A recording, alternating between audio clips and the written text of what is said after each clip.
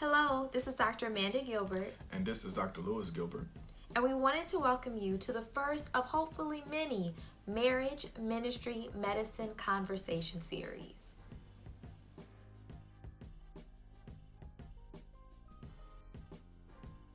So you may have watched our first YouTube video where we had a PSA where we were talking more about COVID-19, better known as coronavirus, and basically how you can prevent its spread and kind of some of the symptoms you should be looking out for too. Funny enough, prior to this pandemic had even started at the beginning of this year, we were in prayer asking God, how can we use our gifting, our medical expertise, and our love for people and just talking and reaching out to folk? How can we merge all of that in a way to impact the kingdom and reach out to your people in a real and meaningful way, just outside of the clinic where we usually are? So when the pandemic actually hit, one of our pastor friends had invited us to create a content video, that first video actually, anything that would be able to, he could provide to his flock, teaching them more about COVID-19 and just more information from a reliable source. We were excited to be able to produce that, and we took that as our encouragement to go ahead and start this series now, Marriage, Ministry, and Medicine.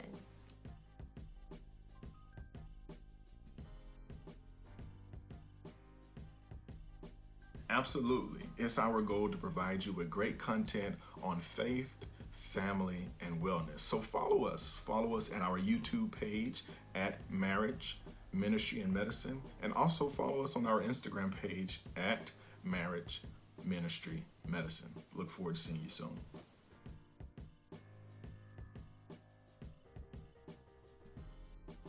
You know, Amanda, I've been hearing a lot in the news about flattening the curve. That simply means that we want to slow the spread of this virus.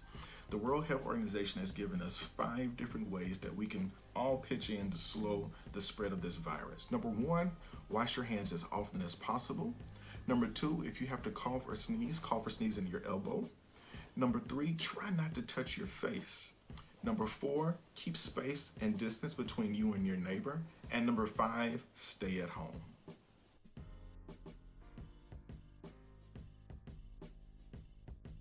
Now, you mentioned that last part about staying at home, and one thing we have been seeing with a lot of our patients and even some family and friends who are taking heed to that recommendation and who have been staying at home is that we're getting a little restless. Yes, but I think during this season it's really important where we keep our perspective. And Louis and I were talking and we were thinking maybe God divinely positioned us right now to position us to be in this season to learn something. Absolutely. I remember when I was a child in school, around the first grade, my teacher, when we were distracted as a class or when she was ready to teach us a new subject, a new topic, she would announce to the class, let us get in our listening and learning position, LLP. I believe in this season, God has us in this LLP, a listening and learning position. Let's take a closer look at that.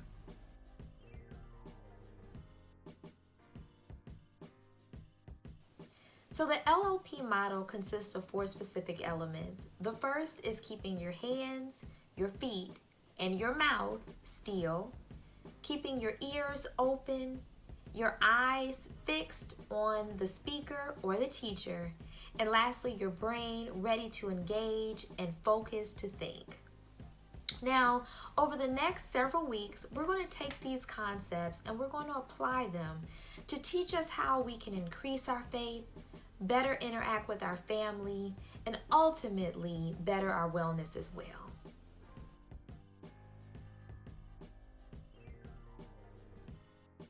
Today we're going to talk about the first element, hands, feet, and mouth still.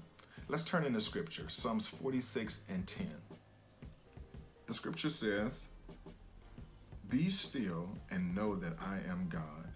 I will be exalted among the nations, and I will be exalted in the earth."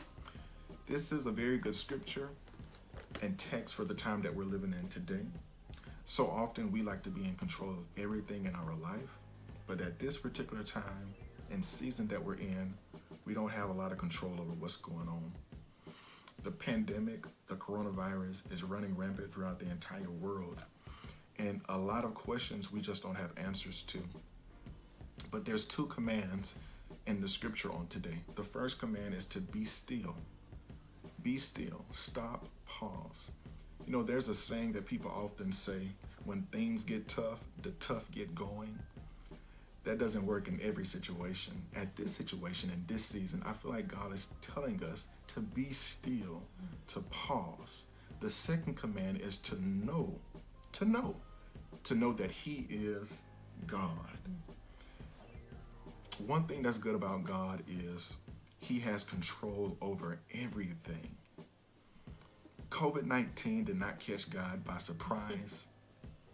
Before the foundations of the world were laid, God knew that in this season, 2020, that we will be faced with this particular issue in our life. But we take comfort in knowing that God is still in control. I may not know about tomorrow, but I do know who holds tomorrow. Amen. And as long as my life is in His hands, I will be okay. At the beginning of Psalms 46, it opens up by saying that God is our refuge and He's our strength. We can be still knowing that God is our refuge. He's our strength. He's our healer. He's our protector. He's our waymaker. God is all that we need. He's everything. He told Moses that I am that I am. Whatever you need me to be, I'm that. We can take comfort in knowing that God is with us, that God provides for us, and that this did not catch God by surprise. God is still in control of our lives. Even when we don't have control, God is in control. We can be still and know that I am, that He is God. Amen.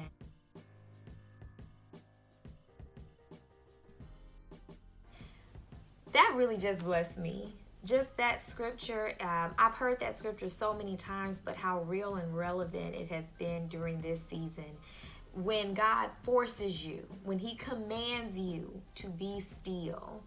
And thinking about that, how we're applying this with this stay-at-home mandate and the stay-at-home recommendation, even when we feel a little bit restless, some of us, we needed to go ahead and have God to sit us on down somewhere. Why? Because sometimes we get so busy. It's good to have ambition, but I love this quote that Lewis just shared with me yesterday. Is your life driving you, or are you driving your life? And some of us, we get so busy carrying on our everyday things, all the activities that we're involved in with work, family, friends, all of the above, that we get distracted. And one of our biggest enemies, one of the biggest tools too of the enemy is distraction. If he can get us distracted, not in line with the purpose that God has for us, more importantly, not seeking God's face every day to figure out what our next move should be, that's how he can get us out of our game. If he can get us not listening to God, we won't know the will of God and how to move forward. So we wanted to encourage you all to do this little activity this week, where we want you to write down, think about where things were for you before COVID-19, all the responsibilities, all the activities that you had.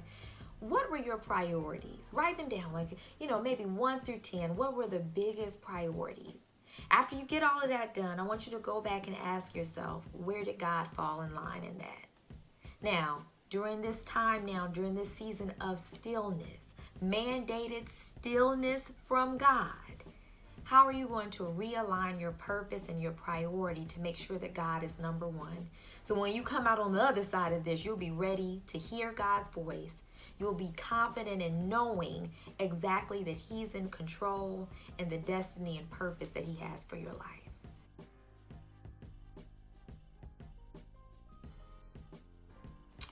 The scripture lets us know that God places high priority on family. And what better time than now in this season of stillness than to build stronger bonds and stronger connectivity with our family and others who pour into us in a positive way. I was in a meeting this week at work, and one of the colleagues was sharing with us that over this past 1-2 weeks, he's been able to spend uninterrupted time with his son each night at the dinner table, as well as playing games afterward. He let us know that he hasn't been able to do this for over 15 years, but during this season, he said he's felt a stronger bond with him and his son and his entire family because they're spending intentional time with each other, building the relationship. I thought that was powerful. That's so interesting. I recently read an article with a survey that they included where they had interviewed and surveyed over 2,000 Americans, and they were finding on average the American family spends less than 40 minutes a day with each other. Isn't that crazy? Less than 40 minutes a day actually being able to interact with each other.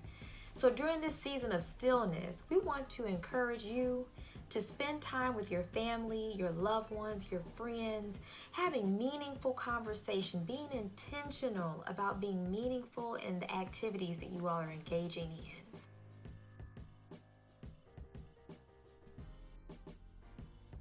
And there's tons of ways that you can engage your family at home. You can play board games, you can do charades, you can play Uno. There's tons of different things that you can do, but we want to encourage you on this week that you make time for family devotional. Amanda and I, every Wednesday of the week, we take time to do family devotional with each other. So we want to encourage you on this week that you take Psalms 46 and that you read through the whole Psalms with your family and you all talk about it. It'll be a blessing to your life. And we want you all to interact with us. Let us know either on our Instagram page or drop us a comment below on this video on YouTube. Let us know, how are you meaningfully engaging, intentionally spending time with your family this week?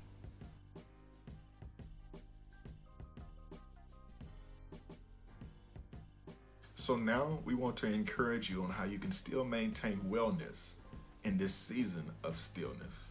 Right. So a lot of the gyms and a lot of the activity centers across the country right now are closed. But that doesn't mean that you need to just become a couch potato during this season. Why? Because the American Heart Association does recommend that we get at least 30 minutes of some type of exercise, some type of activity that's going to get our heart rate up, at least 30 minutes most days out of the week. So that's okay. You don't have a gym. You may not even have any equipment at home. You can still get that 30 minutes in. Some ideas would be maybe taking a walk around your neighborhood, making sure you're keeping a 6-foot distance though if anybody else is walking at that time. You can even do something about doing some jumping jacks, maybe some circuit training. That's some activities that Dr. Lewis and I have started engaging in, even in our garage, by doing it. And then also, you can just make it fun. Turn on some music. Get with your family. Have a little dance party at home too.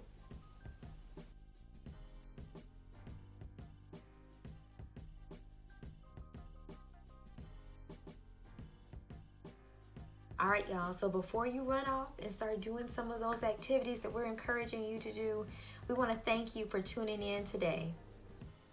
Absolutely. So remember that in this season of stillness, God is still in control. In this season of stillness, it's a great time to build stronger connectivity with your family and friends who pour into you in a positive way. And in this season of stillness, that you can still maintain your wellness, activity, staying active, staying fit. We hope to see you next week for our next topic. We thank you again for joining us this week. Be blessed and be encouraged. Bye-bye.